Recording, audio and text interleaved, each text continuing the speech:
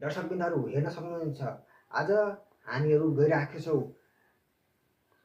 माननीय सुकुम्बासीज्यूको अन्तर्वार्ता लिन। माननीयज्यू नमस्ते। नमस्ते भाइ, नमस्ते। कहाँबाट आयो भाइ तिमी?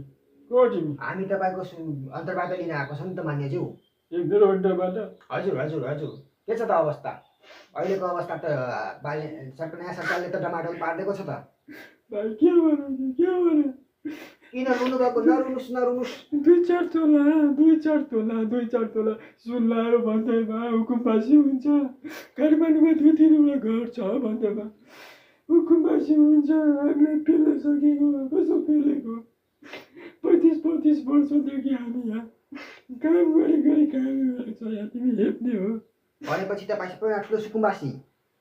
तपाईँलाई दुःख परेको छ। हामी भाइ नुन भात खान गाह्रो छ। त्यही भने के तिमीले भाइ? त्यही भने यहाँ तिमी भाइ यस्तो कुरो गर्नुहुन्छ। तपाईँ यदि वास्तविक सुकुम्बासी हो भने आफ्नो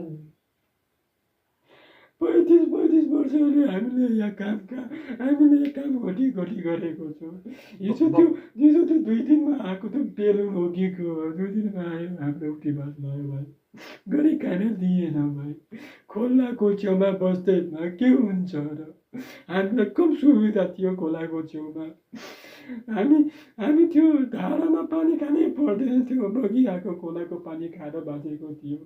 त्यहाँ माछा मार्थ्यौँ हामी। कम सजिलो थियो। तिमीले के थाहा भाइ? भनेपछि तपाईँ ठुलो सुकुम्बासी। तिन तल्ले बिल्डिङ भयो भने तपाईँ सुकुम्बासी। के भने भाइ? हामीले त बच्चामा पौडी खेलेको भाइ। के साह्रो तिमीले हेरेको?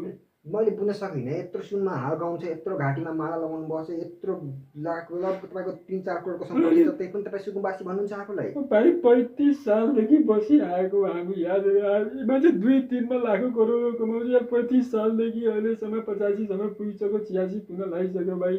त्यसलाई मान्छे जोड्दैन।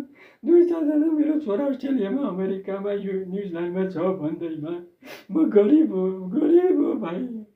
बच्चादेखि गरिब हो यार। मैले के गरिनँ भाइ? मैले त्यो मुम्बली बेच्यो यहाँ डालोमा यहाँ राखेर भाइ। तिमी के भएको? त्यो गर्नु हुँदैन थियो भाइ। भयो तपाईँको दुःख हेर्न सक्दिनँ म। ल ठिक छ। अब तपाईँलाई त होइन आउने दिनको लागि शुभकामना गर्दछु। म त भन्छु भाइ त्यो बेलुन सेलुन केही जानिनँ। मलाई पुरानै चाहियो भाइ। जसरी नि भयो भाइ। लाल पूर्जा चाहियो भाइ। म त्यत्रो त्यो घर ठुलो घरमा हामी बस्दैनौँ भाइ। हामीलाई यही चौकमा यसो विचारलाई हुएर यहाँ त्यही बसाइदियो भाइ। ल भाइ मैले जान्छु भाइ। हेर कस्तो सुकुम्बासी भन्छ। यस्तो सुकुम्बासी भयो भने त बरु मलाई पनि